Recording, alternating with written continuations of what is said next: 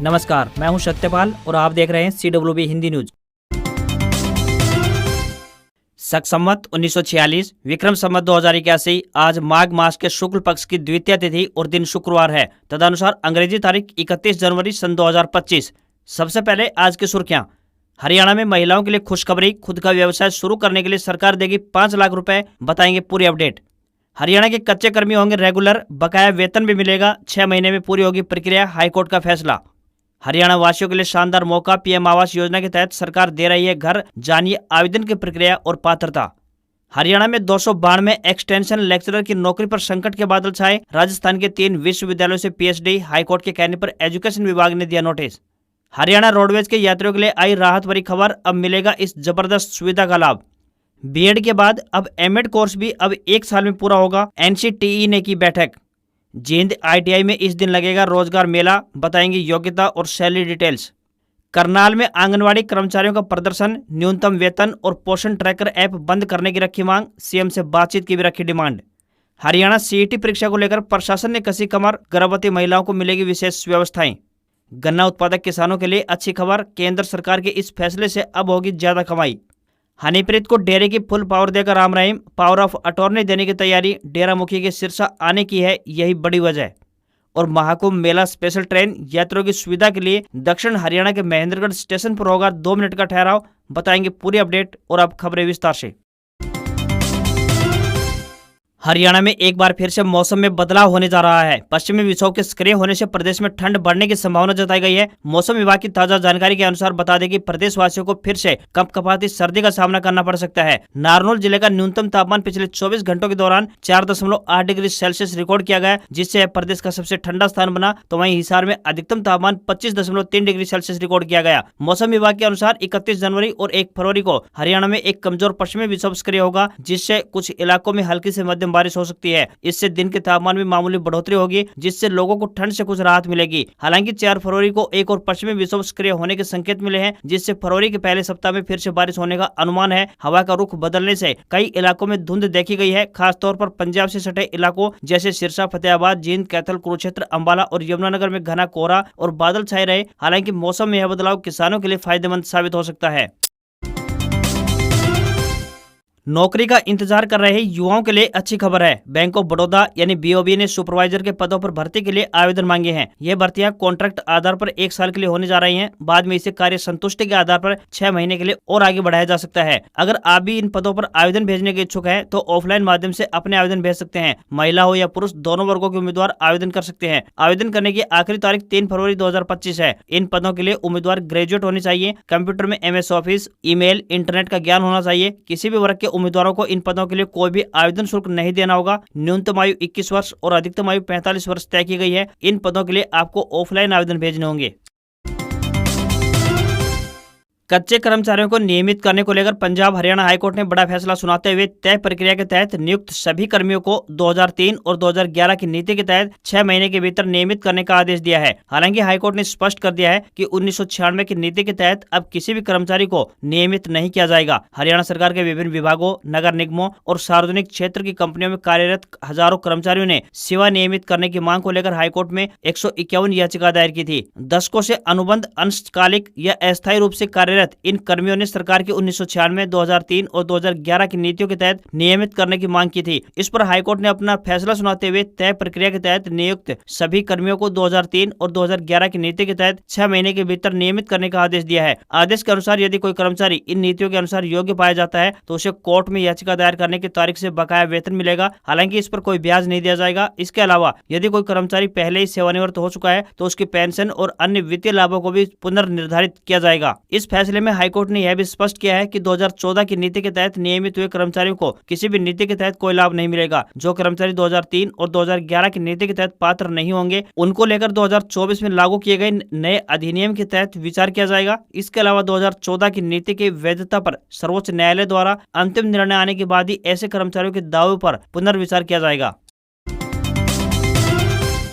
राम रहीम के डेरा सच्चा सौदा के 7.5 साल बाद सिरसा स्थित हेडक्वार्टर आने की बड़ी वजह सामने आई है। डेरे के टॉप सोर्सेज के मुताबिक राम रहीम डेरे की गद्दी को लेकर चल रहे विवाद के निपटारे के लिए यहाँ पहुंचा है। यह विवाद पहले राम रहीम के परिवार और मुख्य शिष्या हनीप्रीत के बीच चल रहा था, जिसके बाद परिवार विदेश चला गया। अब हनीप्रीत और डेरा मैनेजमेंट कमेटी के बीच विवाद चल रहा था। सूत्रों के मुताबिक विवाद को खत्म करने के लिए राम रहीम अपनी मुख्य शिष्या और मुंह बोली बेटी हनीप्रीत को डेरे की पावर दे सकता है। इसके लिए डेरे के मैनेजमेंट से लेकर फाइनेंस वगैरह तक की पावर ऑफ अटॉर्नी हनीप्रीत को दी जा सकती है। हालांकि डेरा मैनेजमेंट फिलहाल इसकी पुष्टि नहीं कर रहा है। डेरे से जुड़े सोर्सेज के मुताबिक डेरे की गतिविधियों को लेकर किसी बात पर तुरंत फैसला लेना होता है तो उसमें काफी परेशानी होती है। इसके लिए डेरा मैनेजमेंट कमेटी को राम रहीम के पैरोल पर आने का इंतजार करना पड़ता है, या फिर ज्यादा देरी होने पर डेरा कमेटी को जेल में राम रहीम से मिलना पड़ता है। हालांकि इसमें उन्हें काफी परेशानी होती है। हनीप्रीत को राम रहीम का सबसे करीबी और राजदार माना जाता है। ऐसे में डेरे में आंतरिक तौर पर यह चर्चा है कि हनीप्रीत को ही डेरे की कमान सौंपी जा सकती है।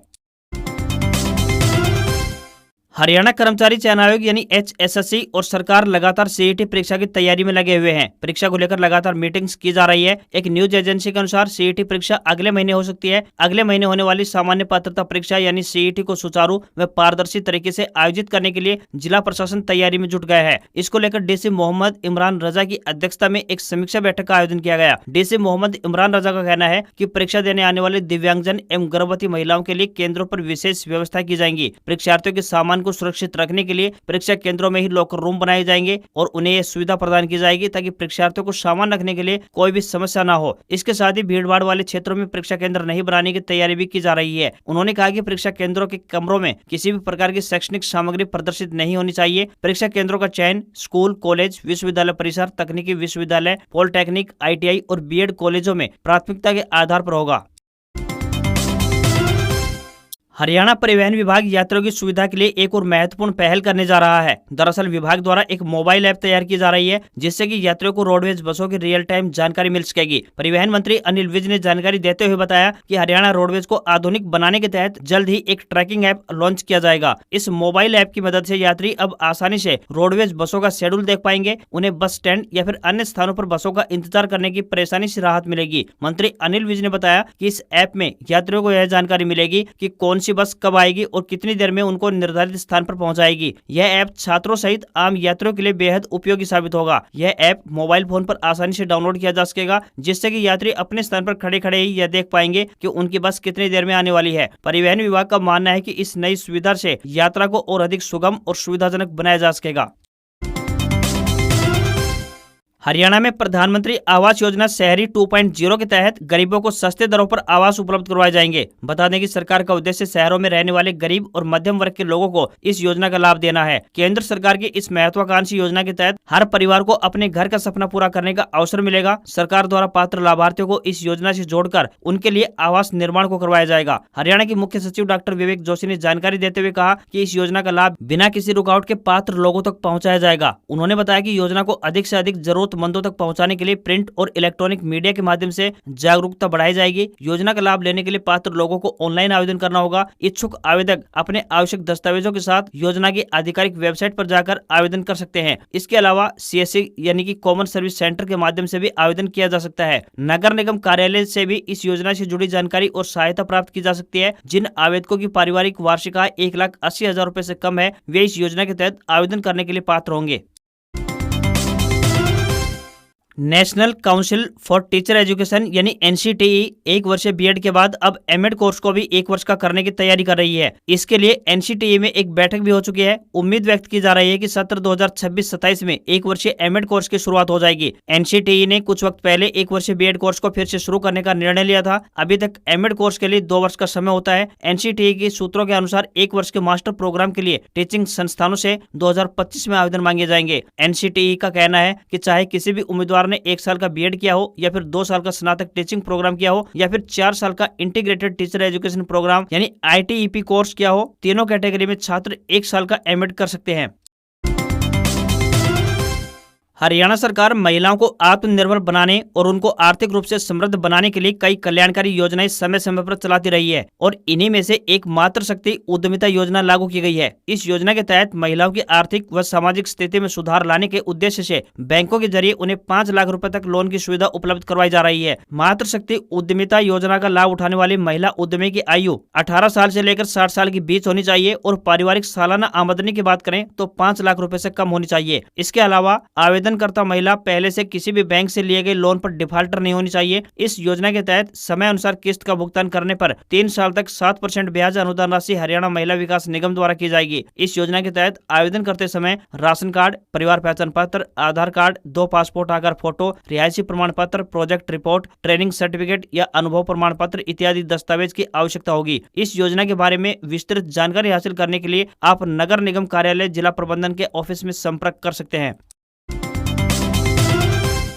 अगर आप बेरोजगार हैं और नौकरी की तलाश में हैं तो हम आपके लिए नौकरी से जुड़ी एक अपडेट लेकर आए हैं। अगर आपने ITI की है तो आपके पास नौकरी पाने का सुनहरा अवसर है। बता दें कि औद्योगिक प्रशिक्षण संस्थान जींद में रोजगार मेला आयोजित होने जा रहा है। यह रोजगार मेला 5 फरवरी को आयोजित होगा। किसी भी औद्योगिक प्रशिक्षण संस्थान से प्रशिक्षण प्राप्त कर चुके छात्र इस मेले में हिस्सा ले सकते हैं। JCB India limited Ballabhgarh Faridabad Haryana और Yokohama India private limited Japanese MNC Bahadurgarh Haryana company campus placement and interview के लिए गवर्नमेंट ITI जींद के संस्थान में आने वाली है। यहाँ पर कंपनी अपने प्रतिनिधि छात्रों का सिलेक्शन करेगी। मेले में शामिल होने वाले उम्मीदवारों की उम्र 18 से 25 साल होनी चाहिए। मेले में इच्छुक छात्र अपने सर्टिफिकेट्स, अपना एक पासपोर्ट साइज फोटो व बायोडाटा अपने साथ लेकर अवश्य पहुंचे। इंटरव्यू 5 फरवरी सुबह 10 बजे गवर्नमेंट ITI जींद में शुरू होगा। चयनित उम्मीदवारों को कंपनी की तरफ से विभिन्न सुविधाएं दी जाएंगी। इस रोजगार मेले में मेल व फीमेल दोनों उम्मीदवारों को चयनित किया जाएगा। कुल 175 उम्मीदवारों को सिलेक्ट किया जाएगा। JCB India limited Ballabhgarh Faridabad Haryana चयनित उम्मीदवारों को हर महीने 21,726 रुपए, तो वही Yokohama India private limited Japanese MNC Bahadurgarh company चयनित उम्मीदवारों को 15,650 रुपए देगी। कंपनी की तरफ से कई अन्य बेनिफिट्स भी दिए जाएंगे, जिसमें चाय एवं नाश्ते की सुविधा, यूनिफॉर्म, टी-शर्ट, जैकेट, कैप, परिवहन, weekly off, CL, SL, EL, छुट्टियां, बोनस कंपनी की नीति के अनुसार व 1,000 रुपए उपस्थिति पुरस्कार इत्यादि शामिल हैं।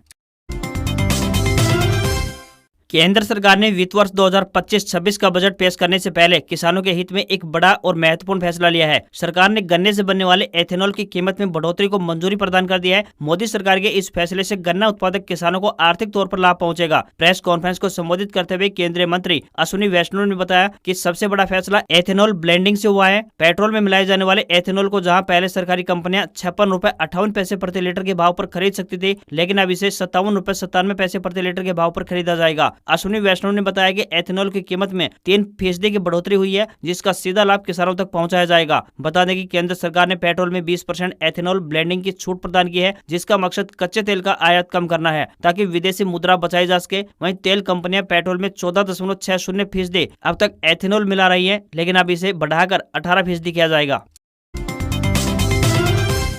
महाकुंभ मेले के दौरान यात्रियों की सुविधा को ध्यान में रखते हुए रेलवे ने 3 जोड़ी विशेष रेल सेवाओं का संचालन करने की घोषणा की है। इन ट्रेनों का महेंद्रगढ़ स्टेशन पर 2 मिनट का ठहराव निर्धारित किया गया है, जिससे कि इस क्षेत्र के श्रद्धालुओं को प्रयागराज पहुंचने में सुविधा मिलेगी। उत्तर पश्चिमी रेलवे के मुख्य जनसंपर्क अधिकारी कैप्टन शशि किरण के अनुसार ये स्पेशल ट्रेनें सीमित ट्रिप के लिए चलाई जाएंगी। पहली ट्रेन की बात करें तो यह है भगत की कोठी पाटलिपुत्र महाकुंभ स्पेशल 04813 04814। वहीं दूसरी ट्रेन की बात करें तो यह है जोधपुर पाटलिपुत्र महाकुंभ स्पेशल 04815 04816 और बीकानेर पाटलिपुत्र महाकुंभ स्पेशल 04721 और 04722 तीसरी ट्रेन है। इन सभी ट्रेनों का ठहराव महेंद्रगढ़, रेवाड़ी, गुरुग्राम, दिल्ली कैंट, दिल्ली, गाजियाबाद, अलीगढ़, टुंडला, इटावा, गोविंदपुरी, फतेहपुर, प्रयागराज, मिर्जापुर, पंडित दीनदयाल उपाध्याय, बक्सर, आरा, दानापुर सहित कई अन्य महत्वपूर्ण स्टेशनों पर होगा। प्रयागराज में महाकुंभ मेले के दौरान मची भगदड़ से लोगों के हताहत होने के बाद सोनीपत होकर प्रयागराज जाने वाली 2 एक्सप्रेस ट्रेनों का परिचालन भी रद्द कर दिया गया है, जिससे महाकुंभ स्नान को जाने वाली यात्रियों को परेशानी का सामना करना पड़ा। ऐसे में अब जिले से महाकुंभ जाने वाले यात्रियों को अन्य ट्रेन लेने के लिए दिल्ली जाना पड़ रहा है।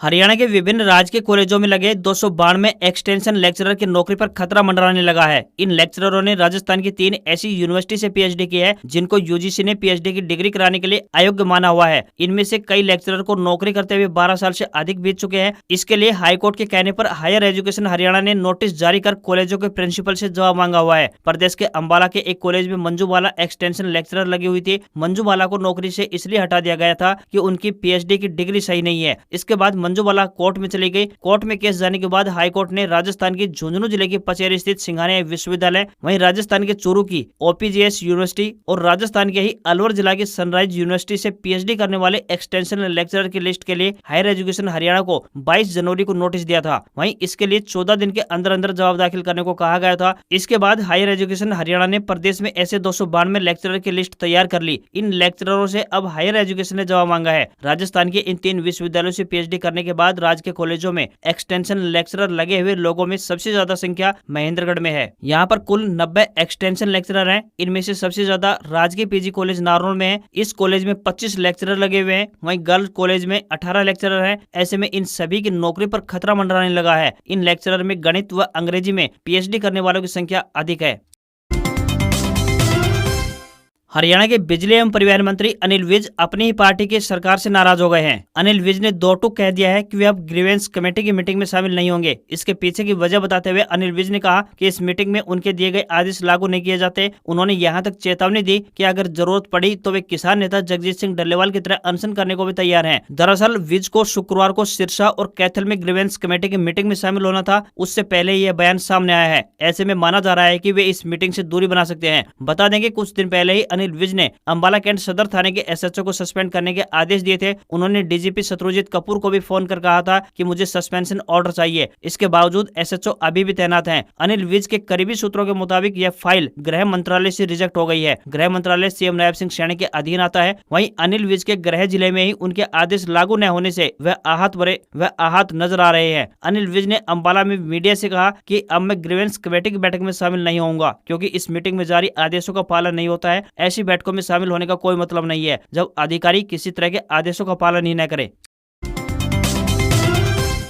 सेंसेक्स 226 अंक की तेजी के साथ 76,759 के स्तर पर बंद हुआ। वहीं निफ्टी में भी 86 अंक की बढ़त रही और ये 23,249 के स्तर पर बंद हुआ। सेंसेक्स के 30 शेयरों में से 18 में तेजी और 12 में गिरावट देखने को मिली। पावर और FMCG शेयर्स में तेजी बनी रही तो वहीं IT और ऑटो शेयर्स में गिरावट रही। एशियाई बाजार में जापान के निक्केई में 0.25% की तेजी देखने को मिली तो वहीं चीन का संघाई कंपोजिट इंडेक्स और कोरिया का कोष भी बंद रहा। 10 ग्राम 24 कैरेट सोने का भाव 81,303 रुपए पहुंच गया है। वहीं चांदी की कीमत में बढ़त रही और ये 1504 रुपए बढ़कर 92,184 रुपए प्रति किलो पहुंच गई। दिल्ली में 10 ग्राम 22 कैरेट सोने की कीमत 76,250 रुपए और 10 ग्राम के 24 कैरेट सोने की कीमत 83,170 रुपए पहुंच गई है। आज खबरों में बस इतना ही। देखते रहिए आपको अपना हरियाणा का सबसे बेहतरीन news channel CWB Hindi news. नमस्कार। इसी आशा के साथ आपका दिन शुभ रहे।